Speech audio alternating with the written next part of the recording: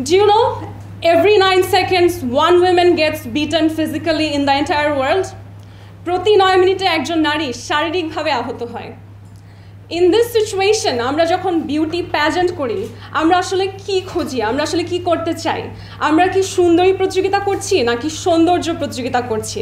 এই জায়গাটাই ক্লিয়ার করতে এবং এই জায়গাটাতে আসলে এক ধরনের রেভলিউশন করতে আমরা মিস বাংলাদেশ বিউটি প্যাজেন্ট শুরু করেছি।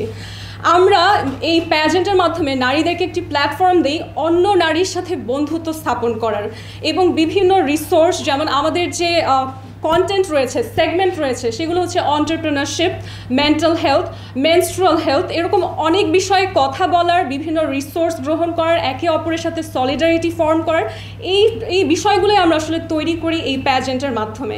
আমাদের নারীরা অনেকটা অনিরাপদ ফিল করে যে ছেলেদের মতন পাড়ায় আড্ডা দিবে বা চায়ের দোকানে তারা কথোপকথন করবে, সেটা হয়ে ওঠে না।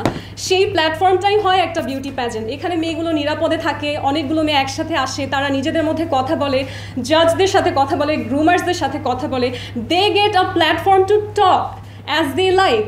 এখনও আমাদের মডার্ন সোসাইটিতে আমরা যখন গুরুত্বপূর্ণ জিনিস নিয়ে কথা বলি আমরা বলি যে নারীরা ভেতরে থাক, এটা পুরুষদের আলোচনা।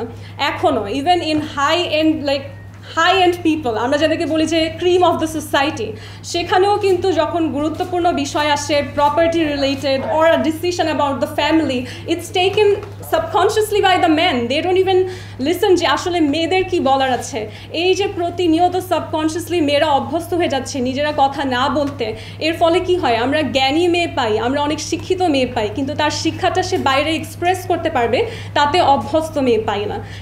এই যে প্ল্যাটফর্মটা মিস বাংলাদেশ, এর মাধ্যমে আমরা বাংলাদেশের নারীদেরকে সেই সুযোগ দিচ্ছি নিজেদের অনেক অজানা কথা বলার, নিজেদের জ্ঞানটা অন্যের মাঝে ছড়িয়ে দেওয়ার। প্রতি বছর মিস বাংলাদেশ একটি কন্টেস্ট করব।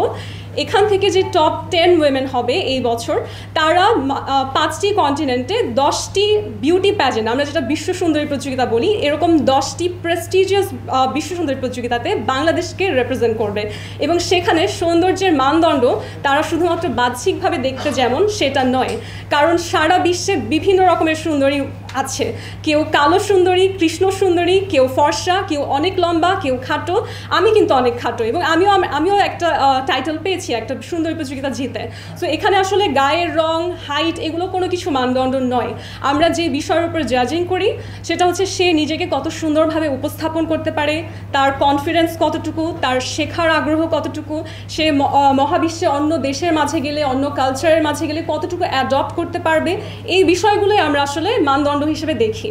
এবং যেই মানুষটা অন্যের সাথে সম্পর্ক স্থাপন করতে পারে এবং নির্ভয়ে নিজেকে প্রকাশ করতে পারে, আমরা তাকেই বলি হচ্ছে সুন্দরী, এবং সেটাই আমাদের কনসেপ্ট।